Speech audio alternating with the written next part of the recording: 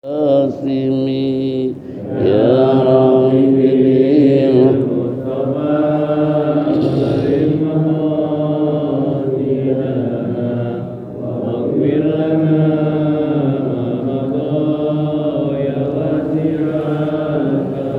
lahu fararatu habibullahi hujatuh wa masdarul fadli wal irfani wal karami ya Rabbi bil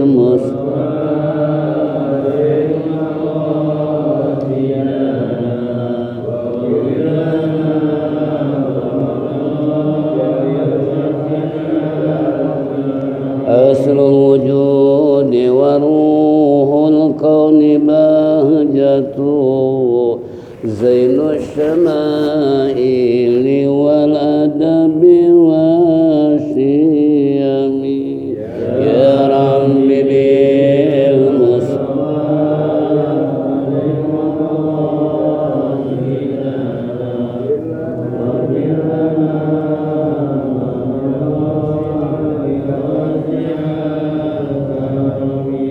mutahhirul ardi min najsi wa min darani min abidi wa sanin wa abidi sanami ya Rabbi bil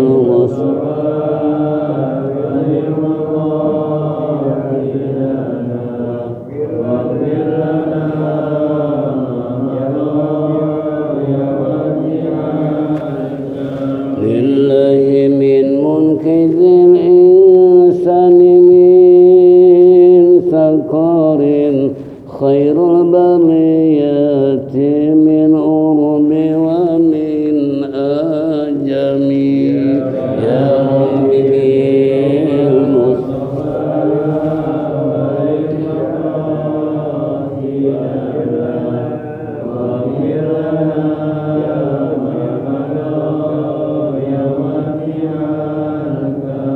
Allahumma salli wa sallim wa barik alaihi.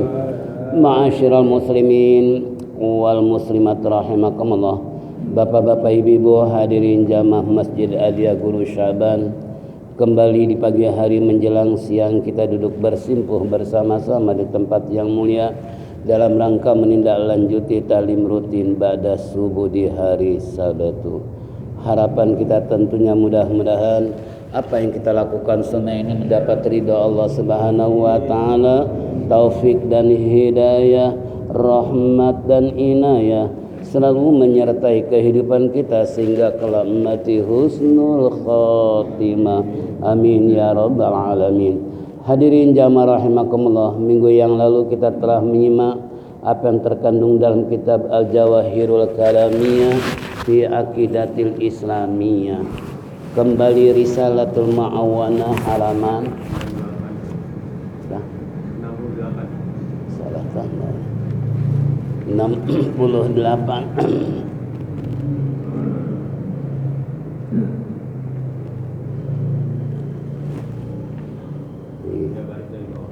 Pain kulta.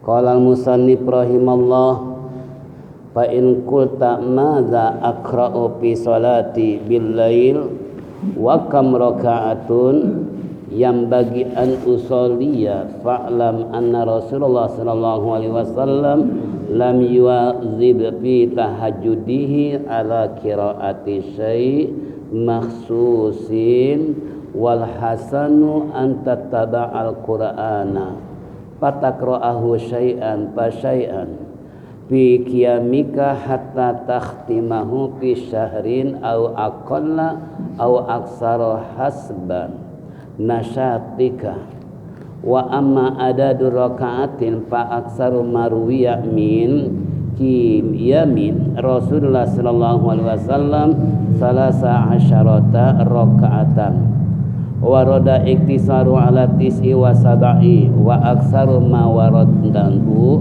sallallahu alaihi wasallam al muwadzabatu alaihi ihda asyarata rakaatan. Ini hadirin jamaah rahimakumullah, sekilas kita sudah mendengar apa yang terkandung dalam bacaan kita, bahwasanya bagaimana Rasulullah sallallahu alaihi wasallam salat di waktu malam, berapa rakaat dan apa yang dibaca. Ini semua pembelajaran buat kita mengikuti apa yang dicontohkan oleh baginda Nabi kita Muhammad sallallahu alaihi wasallam. Tadi dikatakan oleh musannif, fa in qulta maza aqra'u fi salati bil lail, maka engkau katakan atau engkau bertanya apa yang dibaca di dalam sholat saya di waktu malam. Wa kam rakaatun, berapa jumlah rakaatnya?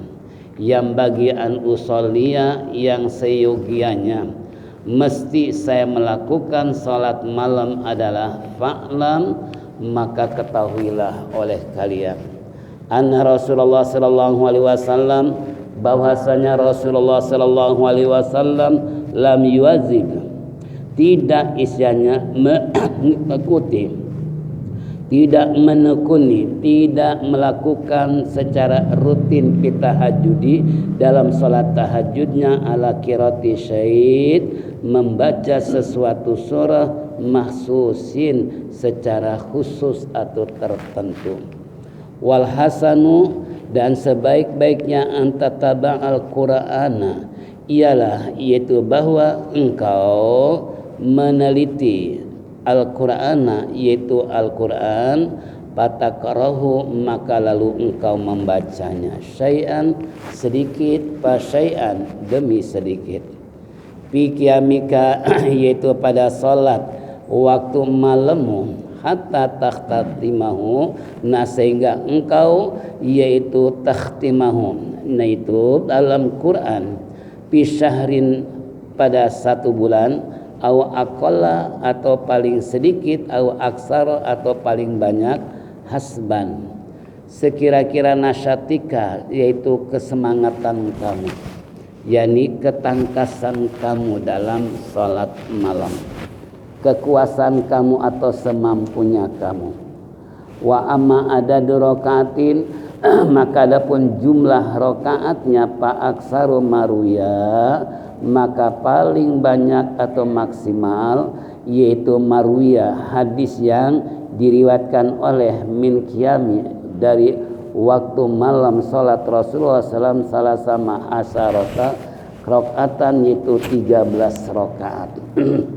Wawaroda, dan datang, yakni warid, al-iktisaru, yang teringkas, yang minimal, ala tis'i wa sab'i, yaitu tis'un wa sab'i, 9 atau 7 ya rakaat, itu maksimal. Waroda anhu, dari Rasulullah sallallahu alaihi wasallam, al muwazzafatu, secara rutin, alaihi, atasnya, ida asyarata rakaatan, sejumlah 11 rakaat. Ini hadirin jamaah rahimakumullah, bagi kita umat Rasulullah sallallahu alaihi wasallam yang seyogianya kembali menghidupkan salat malam, atau yang disebut qiyamul lail ya. Qiyamul lail artinya bangun di waktu malam, karena ada di dalam Al-Quran, fatahajjat bihi nafilatan lak, maka bertahajudlah kamu di sebagian malam. Nah ini yang namanya tahajud adalah salat di waktu malam dengan syarat setelah tidur. Nah kalau kita tidurnya umpamanya jam berapa biasa tidur?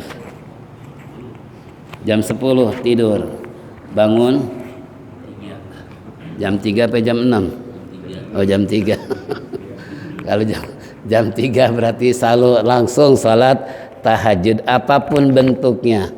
Apakah termasuk qiyam Rasulullah tadi 11 rakaat umpamanya, apakah itu hanya witir? Karena apapun bentuk salat setelah tidur namanya apa? tahajud, apakah sholat hajat atau sholat tasbih atau sholat witir dan lain sebagainya, umpamanya itu yang namanya tahajud. Nah, adapun bacaan-bacaan istilahnya secara khas tertentu dalam konteks ini tidak ada secara khusus. Namun biasanya kalau kita dapat dari guru itu terkadang ada yang memberikan dalam bacaan surat-surat secara khusus. Contoh umpamanya ini tahadus binima. Kalau saya dari Al-Maqbulah Ki Haji Hasim Adnan, beliau kalau sholat hajat itu bacanya rakaat pertama Rabbana atina min ladunka rahmatan wa hayyi lana min amrina rasyada 10 kali. Rakaat kedua Rabbi shrah li sadri wa yassir li amri 10 kali. Salam, salat lagi hajat. Lalu yang ketiga adalah fasadkuruna ma aqulu lakum wa upawwidu amri ilallah innallaha basirum bil ibad.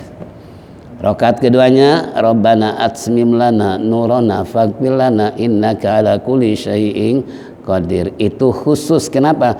Karena kita dapat ijazah dari siapa? Guru seperti itu. Ya, tapi kalau seandainya kita toh nggak hafal surat ini, mungkin selamanya nggak sholat. Kenapa? Gara-gara ngapalin nggak hafal-hafal. Itu kan?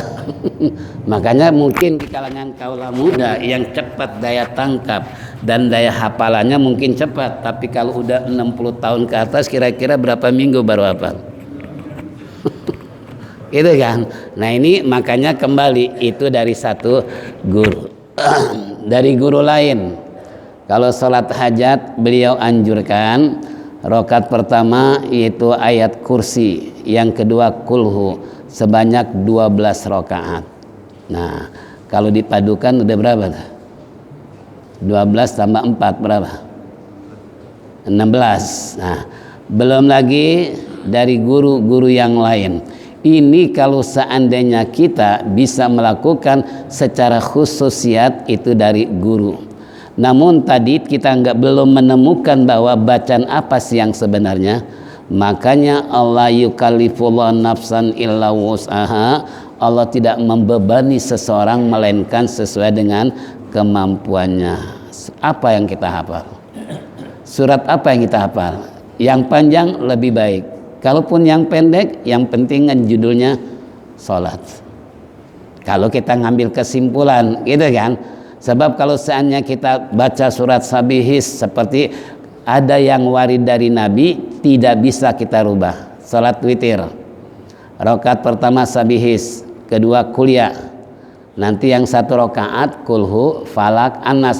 Ini nggak bisa dirubah. Kalau istilah mu'alim, kalau kita rubah, ente jangan lebih tahu dari Nabi. Nah, sampai dikituin kalau mu'alim. Kenapa? Sebab ini warid dari Nabi seperti itu. Sabihis, kuliah, kulhu, al-falak, an-nas. Jangan diganti dengan wadduha, dengan alam nasroh. Dikasih kesempatan baca Quran lebih banyak, malah ngambil yang sedikit, yang pendek. Padahal Nabi sendiri kayak apa amaliyahnya?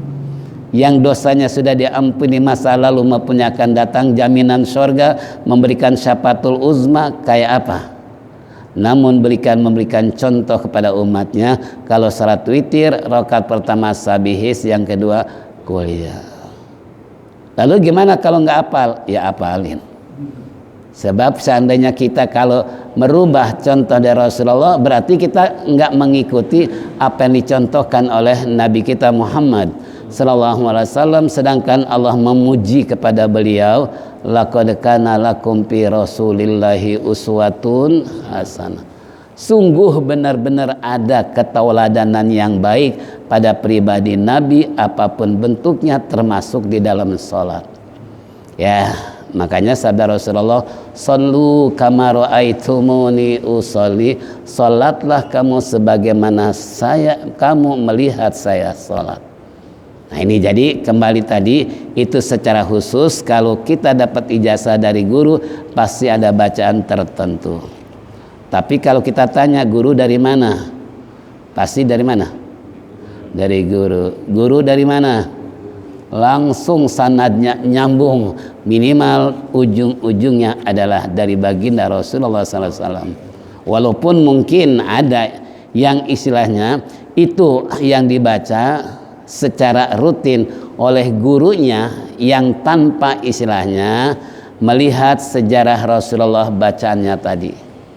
Karena ulama-ulama kita kan diberikan kesempatan untuk istilahnya berijtihad.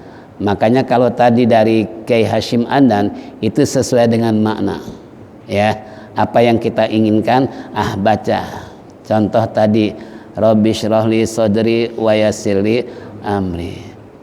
Rabbi syrahli sadri, ya Allah lapangkan dada saya.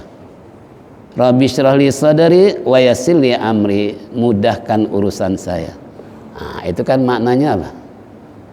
Sedangkan dalam kehidupan yang kita inginkan, ada nggak orang yang ingin melakukan sesuatu susah, sulit? Pasti semua pengen apa? Mudah. Nah, itu salah satu di antaranya. Atau Rabbana atmim lana nurana faghfir lana, ya Allah sempurnakan cahaya pada diri saya. Tuh, makanya ulama-ulama kalau kita lihat wajahnya nggak ada yang membosankan, apalagi serem. Ya, kenapa? Ya Rabbana itu tadi. Rabbana atsmim lana nurana, ya Tuhan kami sempurnakan cahaya pada diri kami. Cahaya apa? Entah cahaya keimanan, entah cahaya wajahnya, atau entah cahaya ilmunya dan lain sebagainya. Ya, makanya saya teringat apa kata Abdul Wali ini, Pak John ya, karena bapak-bapak belum kenal Pak John, diganti namanya Abdul Wali. Ketika beliau Habib Soleh meninggalkan Sya'ban, dia katakan hadzal masjid al-munawwarah. Beliau bilang ini masjid adalah yang bisa memberikan cahaya. Nah, ini kata beliau. Nah, sekarang kita lihat realisasi daripada omongan beliau, bagaimana istilahnya masjid Sya'ban yang sudah dibangun maksimal seperti ini. Ternyata alhamdulillah. Ya, ini mudah-mudahan saja apa yang dikatakan beliau yang munawwarah, memberikan cahaya. Termasuk cahaya apa aja? Ya, terutama cahaya hati. Itu kan. Nah, ini dan seterusnya. Ini contoh. Makanya kembali kalau kita bertanya-tanya apa sih yang dibaca, biasanya tergantung dari guru. Ya, kalau guru katakan seperti ini, kerjain. Jangan cuma nanya doang. Ini terkadang nanya melulu. Berapa rakaat bacanya, apa dikerjainnya? Gimana hidup nggak berkah? Gimana hidup nggak imannya kurang? Kenapa? Ya, apa yang dilakukan oleh guru itu sudah merupakan mujarabat. Apa mujarabat? Kan ada kitab mujarabat. Ya. Ini kita mujarabat kitab yang sudah dia lakukan kebenarannya, apa yang dia rasakan, itulah yang dia lakukan, itu namanya mujarabat. Manjur. Ya. Jadi kita contoh umpamanya. Guru saya juga Al-Maqpura Kianan Said. War, mau enggak uang enggak pernah kosong di kantong percis kayak air pancuran? Ya Allah, kita dengar begitu kira-kira kan? Ya mau banget. Gitu kan? Nih baca ini. Itu beliau istilahnya menganjurkan kepada kita supaya kantong kita jangan kosong. Apalagi model saya nggak pernah punya dompet. Nggak pernah bawa dompet, makanya nggak pernah kehilangan dompet. Habis nggak punya dompet gitu kan. Nah, ini kembali buat kita semua. Itu dari guru seperti itu, ya. Nah, jadi kembali kepada siapa yang memberikan tentang bacaan dalam qiyamul lail, salat malam tadi, tergantung mujarrabat mereka, kebiasaan mereka yang sudah dilakukan, kebenarannya ternyata. Ya, ini contoh. Jadi makanya kembali kepada jamaah rahimakumullah, itu baru satu guru, belum guru lain. Makanya kalau banyak guru betapa indahnya. Dari sini seru begini, ini begini, kita padukan semua, kemudian dikemas sedemikian rupa, ternyata apa kata sang guru? Ini contoh, ya. Jadi jangan dipikirin, kerjain. Ini mikirin kerjanya kagak. Itu santu ya. Lalu yang kedua, fa'lam anna Rasulullah sallallahu alaihi wasallam la yuwajib, bahwa ketahuilah bahwa Rasulullah sallallahu alaihi wasallam tidak istilahnya merutinkan, membiasakan pitahajjudihi ala qiraati syai', dalam salat tahajud beliau membaca secara khusus surat apa, tidak ya. Tapi kembali karena ulama telah mengetahui dan telah menyesuaikan apa yang kita butuhkan bacanya ini. Umpamanya apa yang kita inginkan bacanya ini, itu disesuaikan dengan maksud dan tujuan kita. Tapi Rasulullah secara global. Adapun secara khususiatnya tadi siapa? Minimal dari guru. Ya, kalau Rasulullah tadi lam yuwazib, tidak merutinkan, tidak membiasakan atau menukuni pitahajud dalam salat tahajudnya ala qiraati syai'in maksusin, membaca sesuatu secara tertentu, enggak. Ya, cuman tadi wal hasanu, dan sebaik-baiknya antataba al-Qur'ana ialah bahwa engkau meneliti, menelaah tentang Al-Qur'an, patakra'ahu, lalu engkau membacanya. Ini tadi ya. Jadi kalau ulama-ulama memberikan ijazah kepada muridnya karena berdasarkan apa yang dikatakan antataba al-Qur'ana, teliti oleh kami, ikuti oleh kamu Quran apa yang kamu baca. Artinya penyesuaian antara bacaan dengan makna. Contoh tadi, Rabbi shrah li sadri wa yassir li amri. Ya Allah, lapangkan dada saya, mudahkan urusan saya. Nah, ini kan berarti sesuai dengan apa yang kita inginkan. Itu kan? Nah, makanya di sini kembali tadi wal hasanu, jadi sebaik-baiknya istilahnya antutaba al-Qur'ana, engkau meneliti istilahnya Quran apa yang kamu baca. Sedikit demi sedikit penyesuaian, dinisbahkan, disandarkan antara maksud dengan bacaan supaya klop, supaya tepat. Ya, ini contoh. Kemudian yang ketiga, fi qiyamika hatta tahtimahu fi syahrin aw aqalla aw aksara. Fi qiyamika, pada salat malam kamu, hatta, ya, sehingga tahtatimu, engkau istilahnya apa? Tahtatimu, sempurnakan fi syahri, dalam 1 bulan, atau minimal atau maksimal sekira-kiranya di saat engkau melakukan salat tersebut, walaupun jumlahnya berapa, ada kesemangatan. Nah, ini nasyatid itu apa? Semangat. Jadi jangan baru 10 rakaat udah loyo, langsung ditutup. Nah, kira-kira sampai berapa rakaat? Kemampuan kira-kira bisa 100 rakaat? Oh, nggak bisa, turun dari 50. Nggak bisa juga, turun 10. Nggak bisa juga. Lalu berapa bisanya? 3 rakaat. Witir doang. Ya udah, biasain istilahnya riyadhah 3 rakaat dulu. Nanti besok tambah. Besoknya lagi. Nah, besok libur. Pak Jenderal kerjanya gitu. Banyakan liburnya daripada sholatnya gitu kan. Jangan ya. Jangan sampai istilahnya salat malam itu ada istilah libur, apalagi pensiun, jangan. Selama hayat di kandung badan, manfaatkan sebaik-baiknya untuk apa? Untuk memperbanyak salat.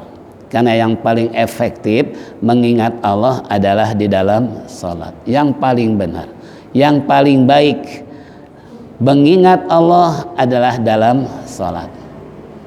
Kenapa dalam salat? Kalau Allah mengatakan innani anallaha la ilaha illa ana fa'budni wa aqimi shalah li dzikri. Innani, sesungguhnya saya ini adalah Tuhan kamu, kata Allah. Tidak ada Tuhan kecuali aku, maka dari itu dirikan oleh kamu salat untuk mengingat aku. Nah, jadi Allah perintahkan untuk mengingat Allah. Kalau ide dalam tafsir, yang paling efektif adalah mengingat Allah dalam salat. Kenapa? Karena bukan hanya mulut yang bicara, tapi anggota badan ikut bergerak. Bergerak nggak? Bergerak. Allahu Akbar, tangan diangkat. Ketika ruku membungkuk, ketika sujud duduk, naik lagi dan seterusnya.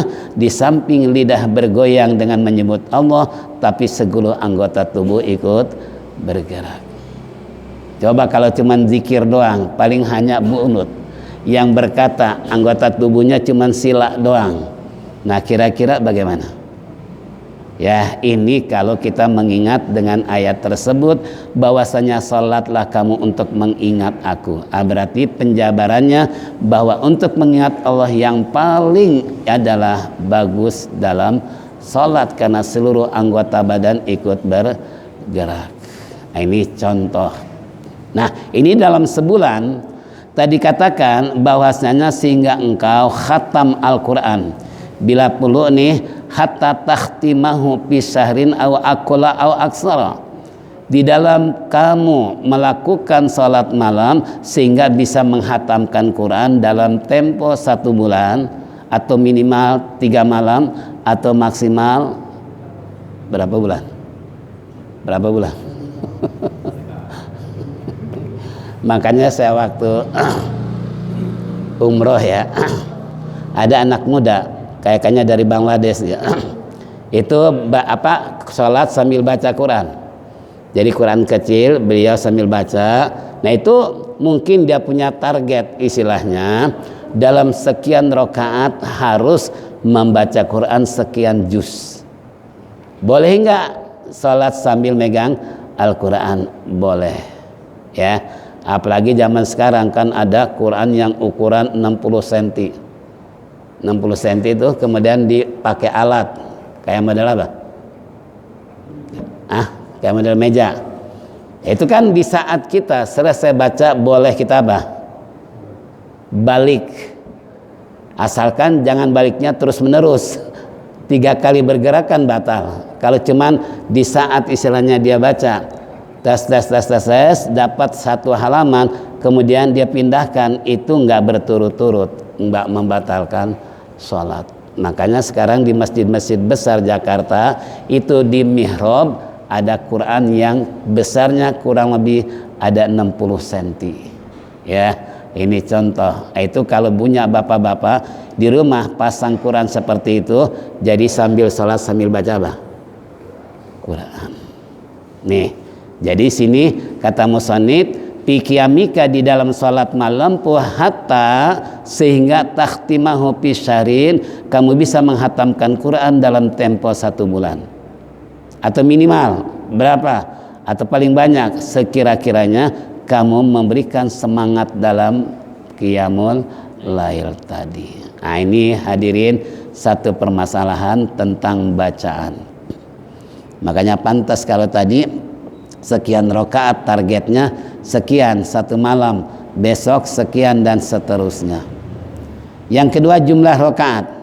Wa amma adadur rakaatin fa aksaru ma ruwiya min qiyami Rasulullah sallallahu alaihi wasallam. Adapun jumlah bilangan atau perhitungan rakaat maksimal itu fa aksaru.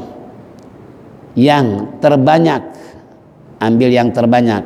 Kalau terbanyak kira-kira berapa rakaat? Nggak terhitung. Contoh kalau orang sufi, dia 1 malam sholat 50 rakaat. Lalu di masyarakat heboh bahwa ada seorang sufi sholat 1 malam 100 rakaat. Padahal cuma 50. Karena heboh di masyarakat 100 rakaat, besok ditambah 50 lagi. Jadi berapa? 100. Iya kan? Biasa 50 rakaat. Di masyarakat rame bahwa ada orang dia luar biasa seorang sufi. Itu setiap malam dia sholat nggak tanggung-tanggung 100 rakaat. Padahal cuma 50. Karena dengar seperti ini, bukannya dikurangi itu sholat malah dilengkapin jadi 100. Jadi sesuai dengan berita-berita yang terjadi di masyarakat bahwa dianggap dia katanya sholatnya 100 rakaat pada 50. Saking mungkin ya nggak sesuai dengan apa berita dalam masyarakat, ditambah lagi jadi 100 rakaat. Kalau kita kan boro-boro sampai sana. Boro-boro sampai ke sana gitu kan, mau nambah rakaat yang ada dikurangin terus. Yang tadinya sekian puluh rakaat malam ini kurang. Sampai tadi perai dulu deh malam ini, lagi nggak enak badan. Jangan mangpang mengpung, kita dikasih apa? Kesehatan oleh Allah. Sebab kalau dia sakit apalagi meninggal dunia, nah apa yang kita harapkan? Sedangkan pahala nilai salat malam kayak apa? Ya, nah ini permohonan kita diijabah oleh Allah Subhanahu wa taala. Ini contoh. Jadi makanya perhitungan di dalam rakaat adalah maksimal. Diriwayatkan bahwa min qiyami Rasulullah qiyamul lailnya adalah minimal salasa asarota rakaatan, 13 rakaat. Berarti ada yang mengatakan mungkin hajat 10, 3 witir, atau semuanya witir, tapi witir maksimal 11, tapi ini sampai 13 rakaat. Nah, salat apa ini? Wallahu alam. Makanya tadi guru-guru mengatakan 12 rakaat, karena lihat dalam kitab Hidayatus Salikin Hujatul Islam Al-Imam Ghazali, itu beliau kalau menerangkan salat malam dengan perhitungan pertama tadi sesuai dengan kemampuan kita dan semangatnya kita dalam sholat malam. Selama masih semangat, tambah lagi. Selama masih kuat, tambah lagi. Ya, untuk membiasakan. Sebab kalau biasa bangun malam ambil yang sedikit, ya insya Allah selamanya sedikit terus. Tapi kalau kita ngambil yang banyak, maksimal, kebiasaan, insya Allah nggak betah, bahkan merasa rugi. Biasa ngambil banyak, ngambil yang sedikit.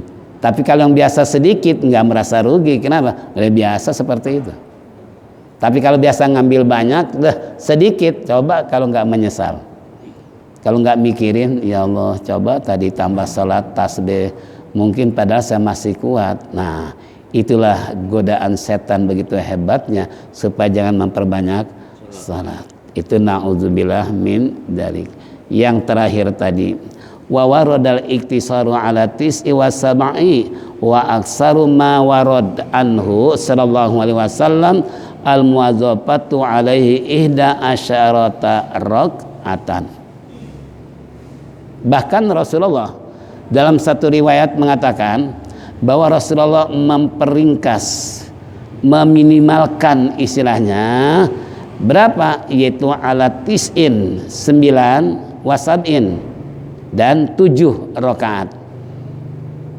Nah, kemudian wa aksaru, dan yang terbanyak adalah hadis dari warid yang dilakukan oleh Nabi kita, maksimalnya adalah ihda asyarata rakaatan, sebanyak 11 rakaat.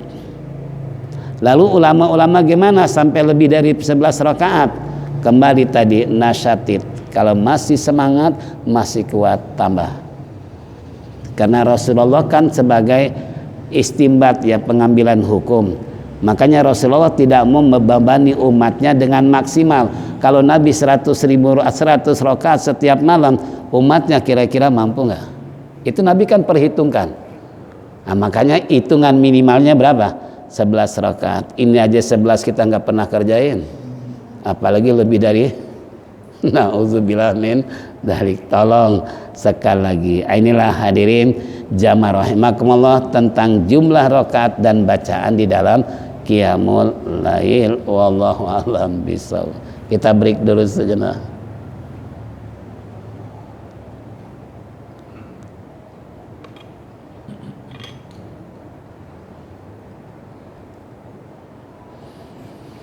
Bahkan kalau kita baca sekarang udah ada terjemahan itu. Ada 79 macam sholat sunnah. 79. Kita yang udah ngerjain berapa?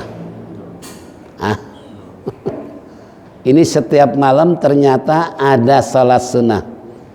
Nanti malam minggu kita sholat sunnah malam minggu. Besok malam Senin dan seterusnya dan seterusnya. Itu semua ternyata ada tuntunan di dalam sholat dari hari ke hari. Kalau 79 macam kita kerjain semua, kira-kira kali 2 jadi berapa? Masya Allah. Kita kayaknya baru salat witir doang, itu pun bulan puasa. Puasa bubar witir ikut bubar juga. Ya, inilah hadirin jamaah rahimakumullah. Kita break dulu sejenak.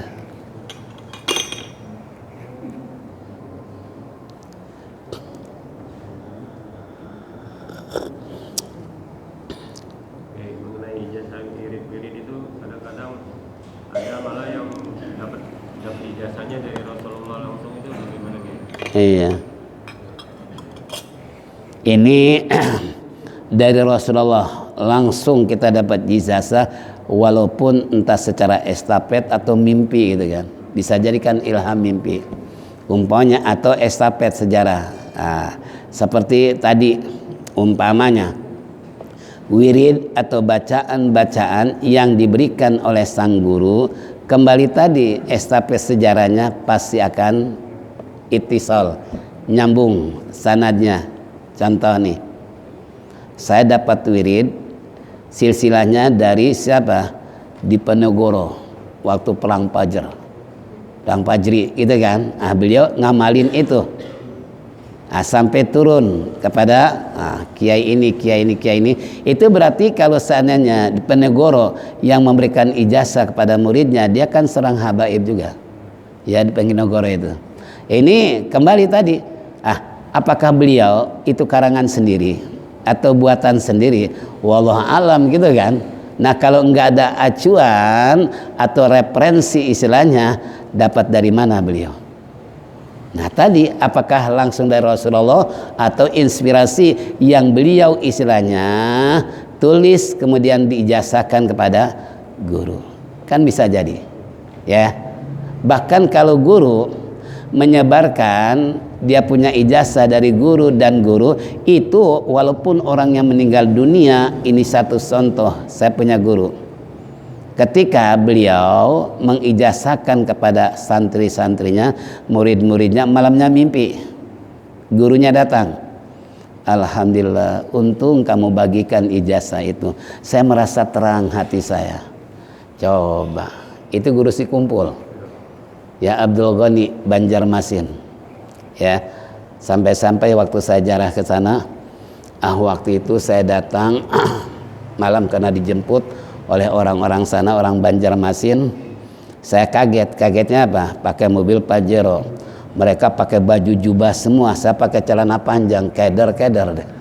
Saya bilang, ente kenapa nggak ngomong mau dijemput? Ani sendiri nggak tahu, orang mereka mungkin dianggap ya ustadz dari Jakarta gitu kan, padahal masih kelas cemen gitu. Buktinya pakai celana panjang, disambut oleh apa? Oleh mereka pakai mobil mewah, kemudian bajunya apa? Gamis semua. Kita lihat dari arah jauh, mana yang jemput? Itu dia tuh yang pakai baju putih semua. Astagfirullahaladzim, kok nggak seimbang banget yang jemput dengan yang dijemput, rapihan yang jemput. Gitu kan, ya Allah. Oke lah, langsung diajak jarah sampai jam 12 malam.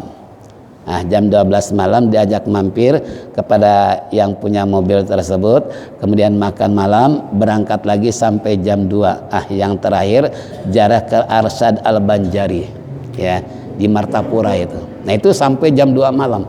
Besoknya pagi berangkat lagi. Masya Allah, pas subuh saya berangkat lagi, kemudian saya tanya penjaga makom, Pak maaf ini kira-kira sepinya jam berapa sih ini makom? Ini 24 jam rame terus. Dari mana mereka? Ya macam-macam, ada dari daerah Banjarmasin, ada dari Jawa, dari mana saja mereka, ada yang bawa mobil pribadi, ada bis dan sebagainya. 24 jam coba bayangin. Nah, ketika gurunya tuh ngasih ijazah sama muridnya, malamnya kedatangan beliau. Girang hati saya, kayak cahaya hati saya. Kenapa? Kamu telah mengijazahkan terhadap murid kamu. Berarti ini secara sanad kan luar biasa, ya. Nah, ini contoh seperti itu, ya.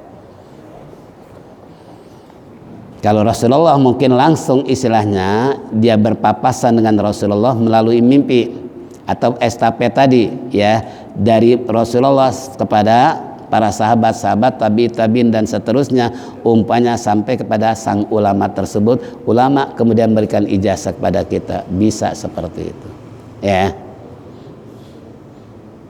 Sebab ulama sendiri kan nggak mau gegabah di dalam memberikan ijazah. Contoh, saya dapat ijazah dari 15 ulama Jawa Barat, Jawa Tengah, Jawa Timur. Itu ketika menghadapi pemilihan gubernur si Ahok lawan Anies. Ya. Kalau menurut politik Anies nggak bakalan menang. Menang nggak kira-kira? Duit dia yang punya, jabatan dia yang punya. Gitu kan? Tapi secara agamis kira-kira antara akal dengan agama, mana yang lebih? Sampai-sampai itu yang bawa ijazah kiai-kiai muda bilang gini, ini kami disarankan oleh kiai-kiai kami, 15 kiai itu tanda tangan semua, kita nggak boleh pulang kalau seandainya Anies kalah. Sampai segitu taruhannya coba. Ya Allah Rabbi. Nah ini kan kekuatan istilah metafisik ya, di luar kemampuan manusia, bisa menghantarkan ternyata kenyataannya kita nggak boleh pulang kalau sampai kalah. Coba sampai begitu berarti taruhannya kan luar biasa. Dia punya istri, punya anak loh, kiai. Cuman ini kiai senior yang memberikan apa? Ijazah kepada kiai muda, ditaruhannya tidak boleh pulang kalau coba. Menurut daya nalar kita kira-kira kalau kalah bisa nggak pulang dia sama keluarganya. Tapi mungkin ada apa? Tadi ya di luar nalar kita, mungkin dia ada mukasyafah dengan baca ini menang umpamanya, gitu kan? Ini salah satu contoh. Itu sampai segitunya. 15 kiai tanda tangan semua, ijazahkan. Suruh baca. Nah, kita baca di majelis alim. Itu tadi realisasinya. Apa yang dibaca? Ya sholawat nariyah. Itu kan? Nah ini sholawat nariyah. Makanya saya bilang sama ibu-ibu, jangan nganggap remeh nih sholawat nariyah. Bahkan waktu Senin pun gabungan saya punya pengalaman dan sekaligus teman-teman satu angkatan katakanlah para ustadz dengan pengabalan sholawat nariyah, ketika menghadapi sihir pun ternyata sihir nggak mampu untuk menembus dengan salat apa? Nariyah. Tapi jangan kaget kalau ada buku berjudul haram baca salawat nariyah. Jangan kaget. Kalau nggak percaya cari aja itu buku. Ya, coba kira-kira kayak apa? Kita tahu kan, udah bisa memperkirakan. Oh ini orang yang apa? Anti. Ya, kita udah dari kesimpulan aja kan. Haram baca salawat nariyah. Kita ngambil kesimpulan. Oh berarti ini orang anti. Sebab kalau mereka istilahnya suka dengan selawat, apapun bentuknya kurang baik 35 macam selawat, coba kira-kira kayak apa? Kalau tadi sholat sunnah 79 selawat, itu kan bukan satu macam. Ya, ini kembali pertanyaan tadi bahwasanya bisa jadi itu ijazah langsung dari Nabi atau nyambung itisal dari Nabi sahabat turun menurun terus sampai kepada sang guru. Itu pun bisa cara yang kedua. Tinggal kita nih ngamalinnya yang susah. Ngamalinnya yang susah. Ya, makanya kita kalau enggak sambil pengajian ibu-ibu baca salawat nariyah dengan hijib Syekh Abdul Qadir Jilani yang guru-guru sekarang menyuruh anak muridnya perbanyak baca hijib. Kita menghadapi situasi seperti ini. Nah, saya alami waktu Pak Harto dulu. Cari oleh kalian ilmu kanuragan. Karena banyak ulama-ulama yang mendekam dalam itu sampai segitunya. Sekarang ketemu lagi. Itu waktu zaman Pak Harto sekitar tahun 83-an. Sekarang lebih sadis lagi. Itu kan, kalau dulu cuma masuk penjara doang, sekarang pulang nama doang. Gak ketahuan jelasnya di mana. Masya Allah. Ya mudah-mudahan nggak terjadi. Mudahan ya. Makanya apa kata sang guru, subhanallah, luar biasa. Inilah hadirin jamaah rahimakumullah, Mari kita sama-sama tutup dengan zikir tauhid. Mungkin saya nggak ikut rapat karena saya ada perlu ya. Mudah-mudahan saja Allah panjangkan umur, sehat walafiat. Apa yang simak bersama baca jadikan ilmu yang bermanfaat sehingga kita bisa istiqomah di dalam qiyamul lail dan sekaligus mendapat ridha Allah Subhanahu wa taala sehingga kelak kita mati husnul khatimah. Mari kita baca tutup dengan zikir tauhid. Falyatafadhal masykura.